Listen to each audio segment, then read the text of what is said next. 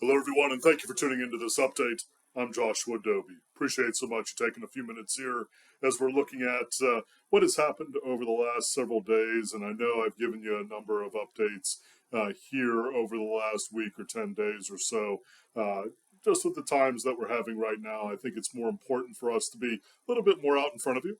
And especially with the things that we're seeing over certain news reports and business headlines, just to give you a little bit more about what our thoughts are, not only about the space that we occupy right now, but what we see going forward. So I'm respectful of your time. I'm going to go ahead and dive right in to the events of this past week. So we saw a lot of movement. You know that. If you were watching the markets at all, saw some pretty superlative positive kinds of movements and obviously some pretty negative movements as well, all in the same week. As the market, and I'll use the word, was attempting to guess about where policy may be moving as far as the Oval Office is concerned. And I say guessing not because that's a political statement of any kind, but rather to say that when we had some indication about tariffs being at a certain level coming out of the Oval Office here a couple of days ago, the market sold off in a very heavy way, pretty remarkable in terms of the sell-off. And then when there was an indication about a 90-day pause for a significant portion of the tariffs, we literally had one of the most positive days that we've had in our history, percentage-wise, in as measured by the most popular stock indices, looking at the Dow Jones Industrial Average, the S&P 500 Index, and the NASDAQ Composite.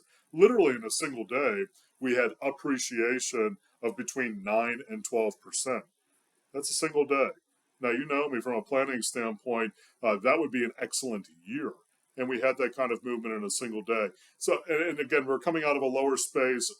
Understandable why the market would move in that way, but a little bit surprising in terms of the size of the move and how quickly that it moved in that direction. So again, so a lot of positive, a lot of negative in a given week. Still a lot of unknown about where we are right now from a policy standpoint. How long will these tariffs last? Will it be something that will significantly negatively impact company earnings? That's what we're watching very closely in an extended kind of way. And then perhaps most importantly, and you hear me talk about this a lot, but most importantly, what will it do for the consumer? The consumer being roughly 2/3 of our overall economy, meaning that as the consumer spends, so our economy grows or doesn't grow. That's really where we're focusing on very closely here, is to understand what the impact may be on the consumer, i.e., if prices are going to be higher, if we're going to see a spike up in inflation, will the consumer start to spend less and start to buy less? Or that will they change their spending habits in such a way where growth begins to slow here in the country overall in an extended kind of way? Fluctuations in a week and even a month or even a couple of months, not so much of a concern as if we would look at a trend, which may be something more significant. So that's where we're focusing right now. So what do we expect going forward as far as the process of the market pricing out where we're going? Well, as I mentioned to you last week, and I'd love to give you just perfectly optimistic news, but of course I can never do that. We expect that this turbulence is going to continue. We're going to have very positive kind of instances, very negative kinds of instances, as the market is attempting company by company, sector by sector, industry by industry, to price in what the effects of these tariffs are going to be. So we're watching that very closely. That's going to play out over the next number of days and weeks. We should, and the market should, be able to narrow that focus here as that happens. But that's not going to happen very quickly. So again, we continue to expect that there is going to be turbulence, again, both in a positive and a negative direction, and that there's going to be some measure of time before we have some clearer pathway as far as what the market indications may be. As you've heard me say previously, and this continues to be true, and we certainly want to repeat it here, these kinds of movements, although unsettling, especially when they're in a negative direction, are very much expected. These are not the kinds of things which haven't happened previously or that have never been part of our experience as a market. We certainly have had these things any number of times in our recent past. I mean, if you want to really look at it from this past week, a movement of 9 to 10% in a single day, even though it was in a positive direction, which usually is a very enjoyable kind of experience, frankly, that's very abnormal in the market and not healthy as a market. Now, it happens one time, and we had a pretty hard sell-off the following day, which took away about half of that. So there wasn't a completely parabolic kind of move. But with that kind of move comes certain expectations, and that can create an unhealthy market.